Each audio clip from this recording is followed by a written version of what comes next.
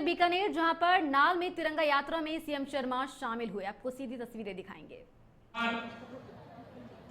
आपके अपने ही लाडले देश के कानून मंत्री माननीय अर्जुन जी मेघवाल साहब, आपके यहाँ के अपने ही और मेरी कैबिनेट में मेरे साथी भाई सुमित गोदारा जी, आपके अपने ही शहर की लोकप्रिय विधायक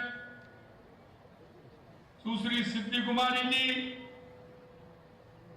शहर के विधायक भाई जेठानंद जी, खाजूवाला के विधायक डॉक्टर विश्वनाथ मेघवाल, डूंगरगढ़ के विधायक भाई ताराचंद सारस्वत जी, कोलायत के विधायक भाई अंशुमान भाटी जी, पार्टी की जिला अध्यक्ष सुमन छाछेड़ जी, ग्रामीण के अध्यक्ष भाई श्याम पंचारिया जी, प्रदेश के मंत्री भाई विजेंद्र पूनिया जी, जिले के प्रभारी दशरथ सिंह शेखावत जी, और इस यात्रा के तिरंगा यात्रा के 20 का कार्यक्रम के प्रभारी हमारे दौंद के विधायक भाई गोवर्धन वर्मा जी, भाई ओम सारस्वत जी, राम गोपाल सुतार जी, बिहारी लाल बिश्नोई जी, चंपालाल गैदर साहब, अवनेश महर्षि जी, श्रीमती सुशीला राजपुरोहित जी, अविनाश जोशी जी, राजेंद्र पवार जी और मंच पर बैठे सभी नेतागण और इस कार्यक्रम में आए मेरे मोतियों से महंगे मेरे भाई और बहनों,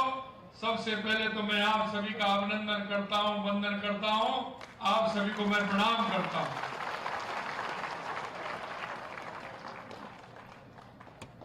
क्योंकि आज की अगर मैं स्मृति की बात करूं तो आज ये वो दिन है जो विभाजन विभीषिका का दिन, अगर जब हम इसको याद करते हैं तो मन में तड़पन लग जाती है, मन के अंदर जो विचार आते हैं और वो विचार आना स्वाभाविक है, क्योंकि इस देश को आजाद कराने के लिए हमारे उन बलिदानियों ने, मां भारती के उन सपूतों ने अपने आप को समर्पित कर दिया। और समर्पित ही नहीं, उन्होंने एक लंबी लड़ाई लड़ी थी इस देश के अंदर। हमेशा से आपने देखा होगा, कभी इस देश में हूण आए, कभी कुशाण आए, तो कभी इस्लाम आया, तो कभी अंग्रेज आए। लेकिन मैं एक ही बात कहना चाहता हूं मेरे भाई और बहनों, हमारे उन पूर्वजों ने कभी हार नहीं मानी और सभी से लोहा लेकर देश को आजाद कराने का काम किया। ये लड़ाई कोई 1 साल 2 साल की नहीं है, कितनी रात तक हमारे उन बुजुर्गों ने लड़ाई लड़ी, हमारे उन महापुरुषों ने लड़ाई लड़ी। ये भी हमें ध्यान रखना चाहिए। और ये लड़ाई किसके लिए लड़ी, ये भी हमें ज्ञात होना चाहिए, क्योंकि उन्होंने तो अपने आप को समर्पित कर दिया, अपने आप को मां भारती की बलवेदी को भेंट कर दिया। उन्होंने इस आजादी की लड़ाई लड़ी तो सिर्फ आने वाली पीढ़ी की लड़ी थी, कि जिससे आने वाली पीढ़ी मेरी सुरक्षित रह सके। मेरे भाई और बहनों, मैं इतना कहना चाहता हूं कि विभाजन की त्रासदी, जो एक तरफ देश को आजादी मिल रही, एक तरफ देश आजाद हो रहा था। माननीय अर्जुन राम जी कह रहे थे 3 जून 1947 को माउंटबेटन ने जब साइन किए थे, क्योंकि एक तो धर्म की राजनीति करने वाले स्वार्थी तत्व जो थे, जो राजनीति में उस फायदा उठाना चाहते थे, लाखों हजारों बलिदानियों ने जो बलिदान दिया था उसकी परवाह ना करते हुए सिर्फ राज प्राप्त करने की जिनकी तड़पन थी, उन्होंने 3 जून को सहमति बना करके इस देश को बंटवारे के हस्ताक्षर किए थे। मेरे भाई और बहनों, मैं इतना कहना चाहता हूं कि किस तपस्या के साथ देश को आजाद कराया था, लेकिन तुष्टीकरण के आधार पर और धर्म के आधार पर देश का बंटवारा करने वाले वो राजनीतिक स्वार्थी थे। तब उन्होंने देश के बंटवारे के लिए राजनीतिक स्वार्थता का काम किया और इसीलिए उन्होंने इस देश का बंटवारा स्वीकार किया। लेकिन उस दिन की त्रासदी को मैं अगर आपसे कहूं, जब हम उन बुजुर्गों से कहानी सुनते हैं, उनके जीवन की जो कल्पना थी, उन्होंने जिस तरह से देश की आजादी के लिए लड़ाई लड़ी थी, उस दिन उन्होंने कहा कि हम इस दिन के लिए थोड़ी थे। उन्होंने अपने जीवन में इस तरह का नरसंहार जो हुआ था, ये विश्व का पहला नरसंहार था, पहला नरसंहार था। 10 लाख लोगों से अधिक उस नरसंहार में मारे गए थे। कितनी अबलाओं की इज्जतें लूटी गई थी, कितनों ने अपने घर परिवार को छोड़ दिया, कितने लोग कितने दिन पैदल चल करके उन्होंने सीमा पार करते हुए उन्होंने जानें बचाई थी। और मैं आपसे कहना चाहता हूं, आपके यहां भी मिल जाएंगे, क्योंकि आप तो बिल्कुल बॉर्डर पर हैं। इस देश में वो लोग आए जिन्होंने 2-2, 4-4, 5-5 साल तक रेलवे स्टेशन पर रहकर, बस स्टैंड पर रह करके अपने दिन गुजारने का काम किया था। उनके हाथ खाली थे, कुछ नहीं था। उनके परिवार, उनकी जमीन, उनकी जायदाद, दुकान, मकान, सबका सब कुछ रह गया। उनको सिर्फ जो तन पर कपड़े भी नहीं। मेरे भाई और बहनों, मैं आपको इसलिए कहना चाहता हूं, ये विभाजन विभीषिका जिस तरह से एक दंश दिया, और दंश दिया तो इस कांग्रेस पार्टी ने दिया, क्योंकि उनकी जो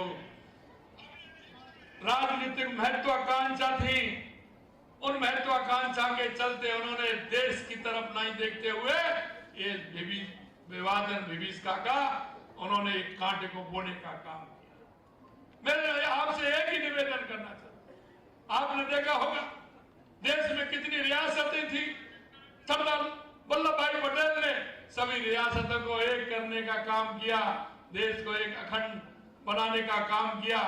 जवाहरलाल नेहरू जी के पास सिर्फ एक रियासत थी, एक रियासत, और वो भी थी जम्मू कश्मीर। और जम्मू कश्मीर की स्थिति आप देख रहे हैं, किस तरह से जम्मू कश्मीर की स्थिति उन्होंने खराब की। लेकिन मैं धन्यवाद देना चाहता हूं देश के यशस्वी प्रधानमंत्री नरेंद्र मोदी जी को, कि जो जिन बलिदानियों ने उस जम्मू कश्मीर की कसम खाई थी। ऐसे लोगों ने, डॉक्टर श्यामा प्रसाद मुखर्जी जैसे लोगों ने कहा था कि कश्मीर हमारा है, कश्मीर के अंदर जाएंगे, कश्मीर भारत का अंग है। और हम भी कहते आए, जहां हुए बलिदान होकर जी,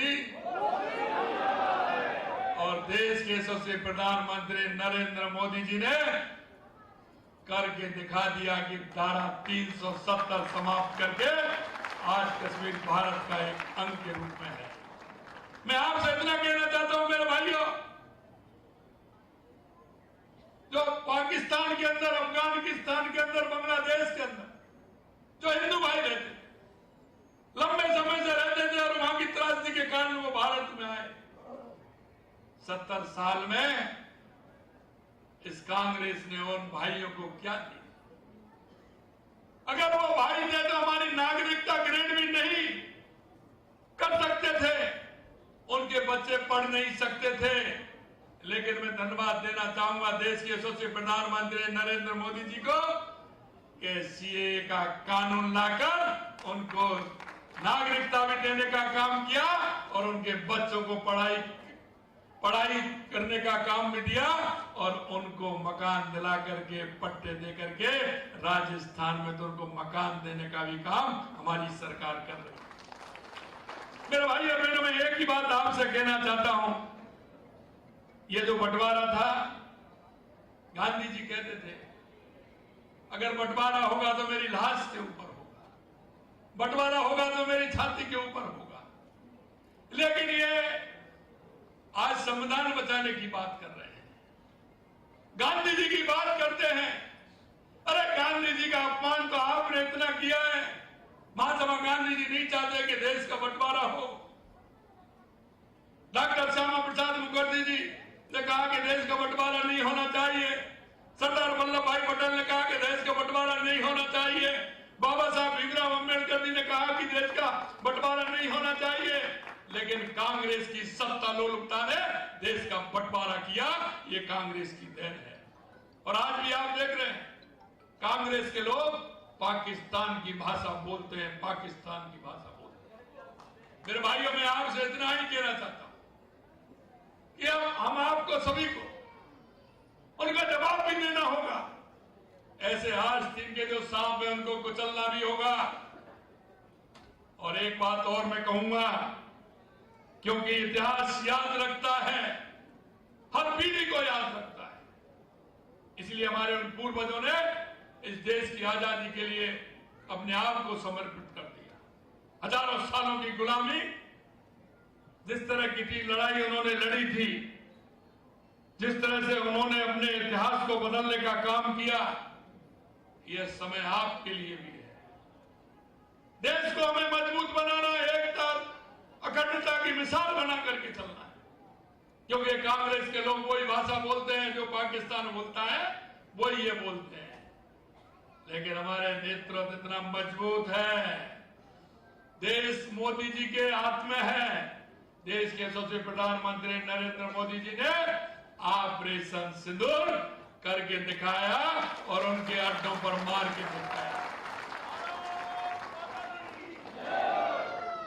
जिन लोगों ने, आपने देखा होगा, जिन्होंने थोड़ा सा सर उठाया उनको वहीं मारा, आतंकवादियों को, और उनके एयर बेस थे उनको भी समाप्त करने का काम किया।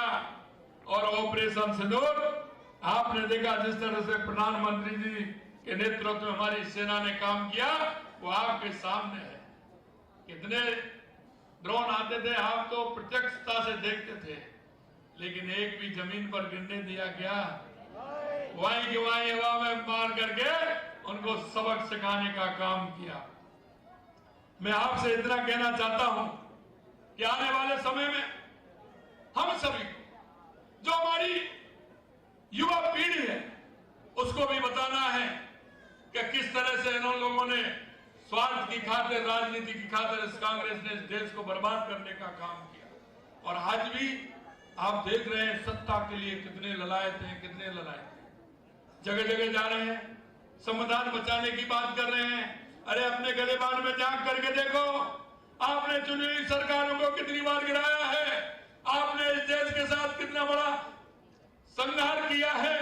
आपने जिस तरह से आप करते हैं, आप सिर्फ वो जातिवाद की बात करते हैं, धर्मवाद की बात करते हैं, आप क्षेत्रवाद की बात करते हैं, आप भाषावाद की बात करते हैं, और आप तुष्टीकरण के आधार पर चलना चाहते हैं। अरे भाई, ये देश बदल गया है, अब आपकी चलने वाली नहीं है। देश का नेतृत्व एक मजबूत हाथों में है, देश के यशस्वी प्रधानमंत्री नरेंद्र मोदी जी के रूप में जो है, वो एक मजबूत हाथों में हमारा देश। आज आप देख रहे हैं, पहले हम रक्षा का, क्योंकि कांग्रेस का सबसे ज्यादा राज रहा है, रक्षा के क्षेत्र में हम आत्मनिर्भर नहीं थे। एक बुलेट भी लेते थे तो हम बाहर से मंगाते थे, लेकिन आज आपने देखा हम रक्षा के क्षेत्र में भी मजबूत है, और दुनिया के अंदर भारत की सेना सबसे मजबूत है, सबसे मजबूत है। आज हम आत्मनिर्भर है। आपने देखा ऑपरेशन सिंदूर के अंदर जो भारत में निर्मित जो हमारे हथियार हैं, उनका हमने काम लिया। दुनिया के देश, जो छोटे मोटे देश हैं, वो देख रहे हैं कि भारत जिस तरह से आगे बढ़ रहा है। मोदी जी के नेतृत्व में अर्थव्यवस्था हमारी 11वें पायदान पर थी, कुछ दिन पहले 5वें पर थी, हम 4थे पर आ गए।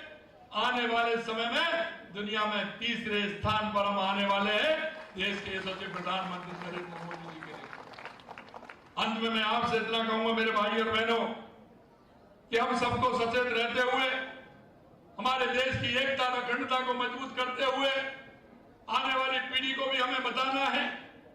और एक मैं जो आपसे निवेदन करना चाहता हूं, हमें स्वदेशी को अपनाना है। Vocal for local. हमारे बने हुए जो सामान है, देखते थे, हमारे गांव में उत्पादन होता था, धीरे धीरे वो सब कम हुआ। लेकिन मैं आज आपसे कहना चाहता हूं, और मेरे को तो गणेश जी की बनाई हुई जो मूर्ति दी है, अपने गांव की, अपने गाय के गोबर की, अगर यही हम करेंगे, हमारे उत्पादनों को हम बढ़ाएंगे, तो निश्चित रूप से हमारा देश मजबूत होगा। हमें आत्मनिर्भर बनना है, हमें रोजगार सृजित करना है, विश्वकर्मा योजना के माध्यम से छोटे छोटे कुटीर उद्योग लगाने हैं, हमारे देश की अर्थव्यवस्था और कैसे मजबूत हो, इसके लिए हमें काम करना है। मेरे भाई और बहनों, मैं इतना ही कहना चाहता हूं कि हमारे देश की मजबूती के लिए हमें एक अलग जगानी है, हमें गांव गांव जाना है, हमारे लोगों को बताना है। और अंत में एक कहूंगा कि जो हमारी केंद्र और राज्य सरकार की हमारी योजना है, वो हर व्यक्ति के लिए, पंडित दीनदयाल उपाध्याय, डॉक्टर हमारे भारत रत्न भीमराव अंबेडकर जी कहते हैं कि अंतिम पंक्ति में जो व्यक्ति खड़ा है, उनको हमारी योजनाओं का लाभ मिलेगा तो हमारा देश मजबूत होगा। हमारा किसान, हमारा मजदूर, हमारी महिला, हमारा युवा अगर मजबूत होगा तो हमारा राष्ट्र विकसित होगा, हमारा राष्ट्र उत्कृष्ट होगा। इसलिए मैं आपसे कहना चाहता हूं, जो हमारी योजना है केंद्र या राज्य सरकार की, उनके माध्यम से हम सब एक एक व्यक्ति को बताना है जिनको उस योजना की आवश्यकता है।